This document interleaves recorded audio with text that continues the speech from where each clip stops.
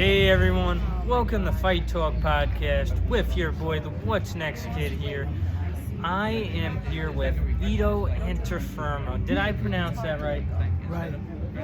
The close I've ever seen pronounced something.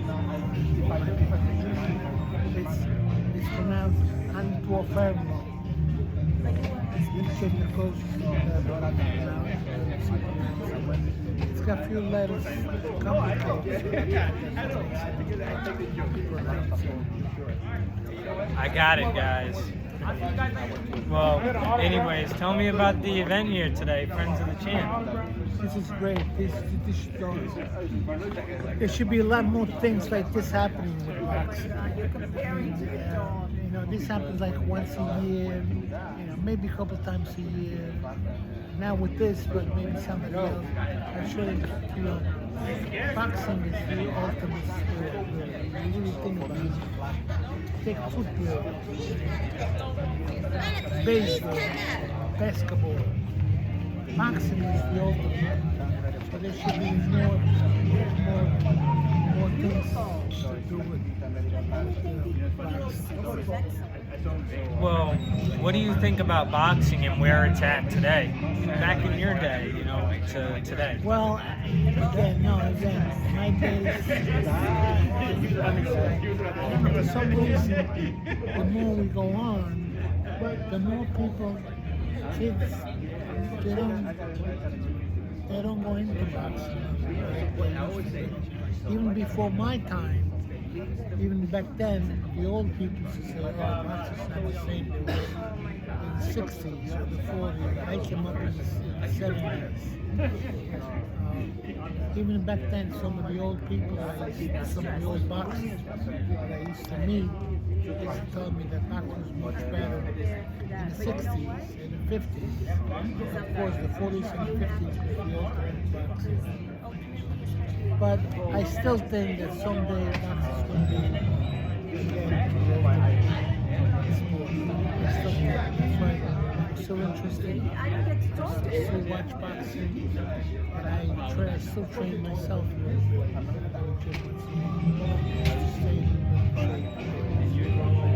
Well, tell me, did you get an award here today? Yes, they announced some kind of awards.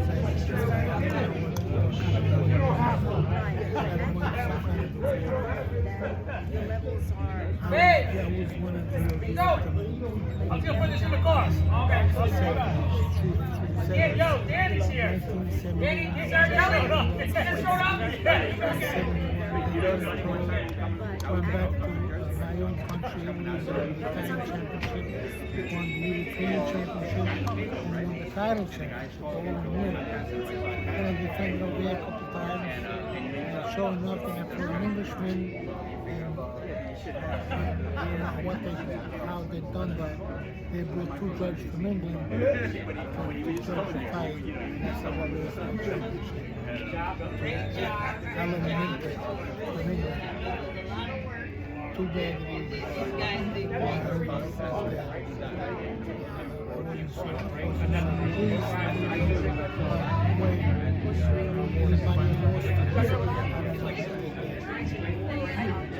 Well, tell me about the day you won your world championship, because it must have been a feeling unlike anything else, because you've been chasing that dream probably for years, and to finally get that title. From 1969 when I stopped boxing until the day I won the title, actually a good 10 years. It's like June of 69. I started boxing. June 79, I won the world. So actually, what the dream came true when I won the Golden Gloves, 1970 and 71. That's when the dream started coming to life. And from then on, I kept that dream on all the time. And sure enough, I went back to Italy. I won the Italian championship, and I won the European championship, and then I went back to Italy in 1979 and won World Championship. That dream came What does it mean to you to keep going to events and keep getting awards? It means a lot. It brings back a lot of memories. I mean, right now, I feel like I'm in a title. I just won the world championship. I don't get this every day, in the streets, in Brooklyn. I got it today over here. People make me feel like I won the world title. That's what's so great about this kind of thing. I wish there was more of it. Unfortunately, I only have much more. Well, is there any up and coming events that you're going to be at? Not that I know right now. And this is not me. But I'm sure after My this regular job. My regular job. At least I'll get to something. for autograph, making appearances at places around New York City. That's going to be nice.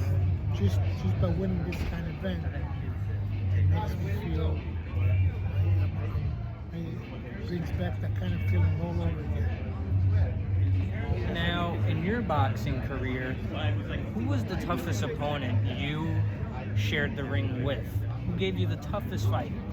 Well, there was a couple of them. One where everybody remembers is Marvel I had a draw with him. I don't see how they come up with a draw, but they did. It's okay. I retained the title. I was champion. And my second toughest fight, even tougher than that, was a guy named Eugene Cyclone Hart from Philadelphia. He was the hardest punch I've ever got hit. I mean, he hit harder than a heavyweight. Because me, I used to box heavyweights in the gym.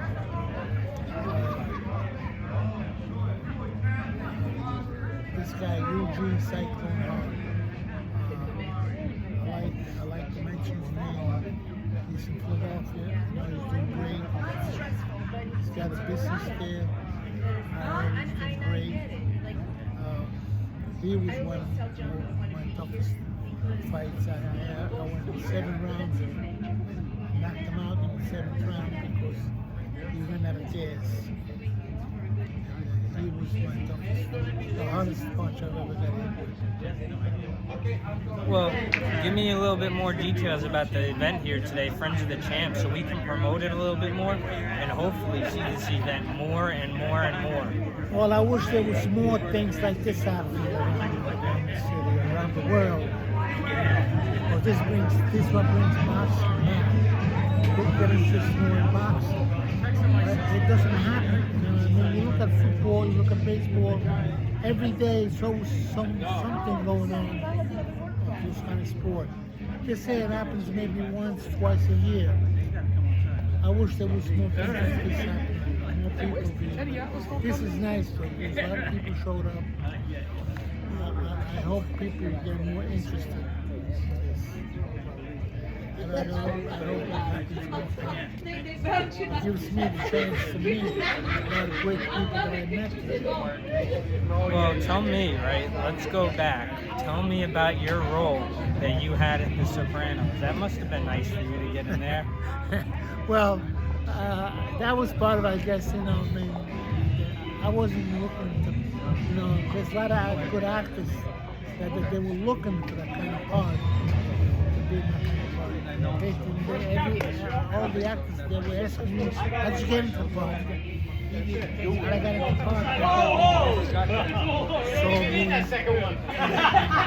Look, you're almost like you're Marvel Jr. That's how I promote myself. I hope more things like that happen.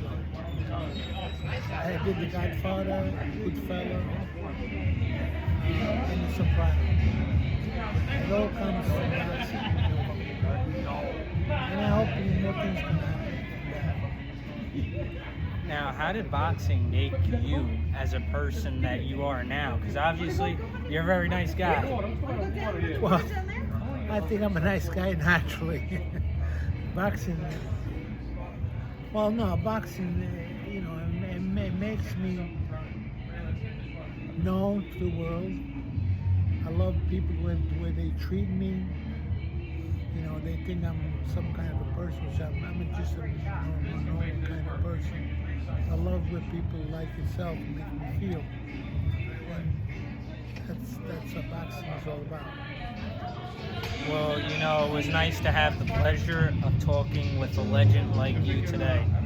It was great. Is there anything else you would like to add today on this interview? Why you had the moment and the chance?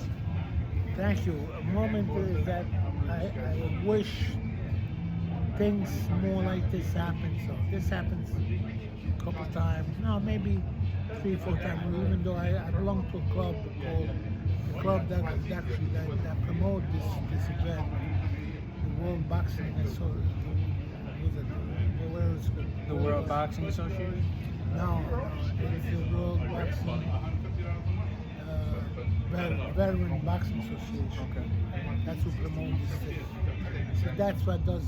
I wish more clubs like that open up to make things like this happen. There should be more things like this happen in boxing.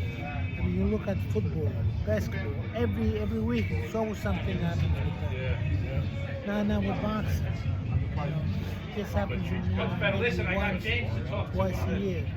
I hope more like this happens. Well, you know, it was great to talk to you, and maybe we could do it again in the future. You're such a legend in the sport of boxing and a great human being. It was great to have you on Thank you. today. Thank you. My pleasure. Thank you very much. And I see guys so young like you that do this. That's what's going to bring boxing back. I hope people your age get into it. I hope so too, because I fight as well, and I hope everybody gets into boxing. That's why I was hoping when I started. How old are you? 16. That was my age when I first started, 16. So I hope more people like your age get into boxing. Well, everybody hit that like button and follow button. And again, great to have you on the show today. Thank you. My pleasure.